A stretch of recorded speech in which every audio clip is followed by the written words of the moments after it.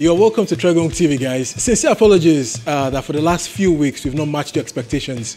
Sincere apologies, but you have to keep faith with us because certainly it's going to get better as we go into the season. It's going to start this week. This week we still have our 6 games and 3 goal scorers. Welcome on board, guys. What did you? What's up? I'm good. As you say, apologies for the last couple of weeks. It's been bad for us, but we're always hopeful. We'll go again. Go again, guys. So let's do this. Let's start off with the game in England between Man City, high flying, and Crystal Palace. They'll kill Palace. Okay. It's a great record Manchester City have. They've been scoring in basically every game. When you look at their form, probably the best team in the Premier League so far this season. They have a great record as well against Palace. The problem with Palace, they haven't even scored a single goal this season in the Premier League. That should be really worrying. We're talking about the City side of Code that even defensively they look better. Manchester City will take this one definitely. Absolutely. And let's cross over to some other league. Girona, Barcelona, over 1.5 goals in this one. Deji, Barcelona have started scoring and are looking pretty impressive. Yeah, scoring for fun this season. Barcelona, all 6 games they've had at least 2 goals. If you look at their games as well, last 12 games in La Liga, they have scored at least 2 goals. It looks like a game that would certainly produce goals to code. Girona a bit tight, defensively, but this Barcelona side with Lionel Messi flying, never mind Suarez, I think they should get it done.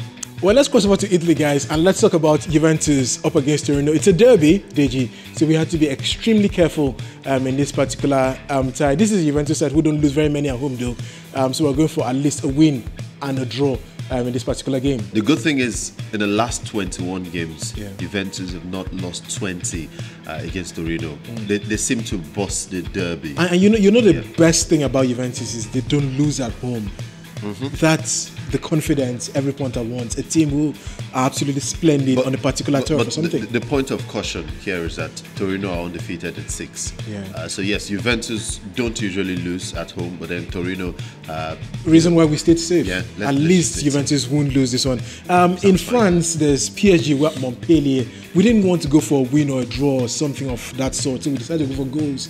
Because when you have Mbappe, Cavani, and of course Neymar, you'll produce goals. You look at this fixture last season, Montpellier beat PSG by 3-0. The reverse fixture, of course, PSG won that by 2-0. But the good thing for that fixture is it looks like a fixture that would always produce goals. PSG this season have been flying. Every game they've played in has had at least 2 goals. Cavani is scoring for fun. Just one game he hasn't scored this season.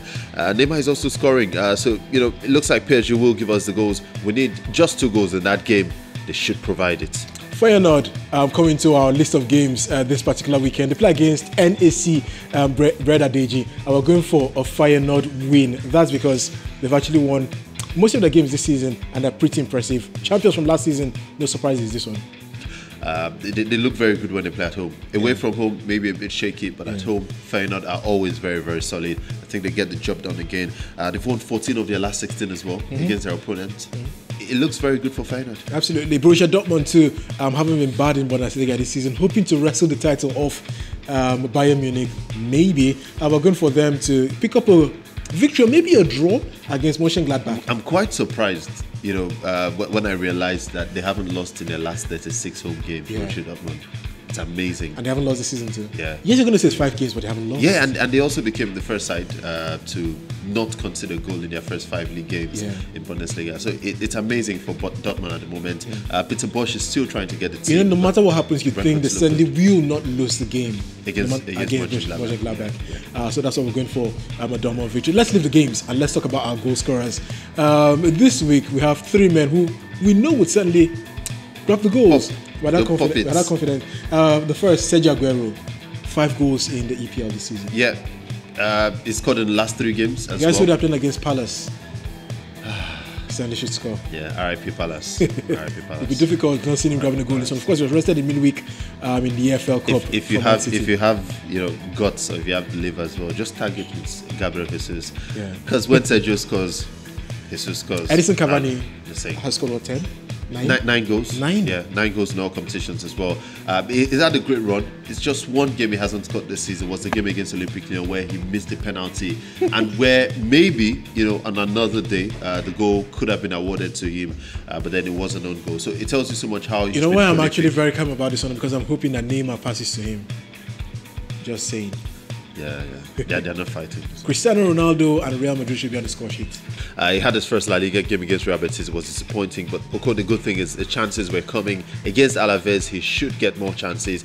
I think Ronaldo will be well oiled now after the game against Real Betis. He should get amongst the goals against Alaves. And good thing is this same fixture last season, he's got a hat-trick.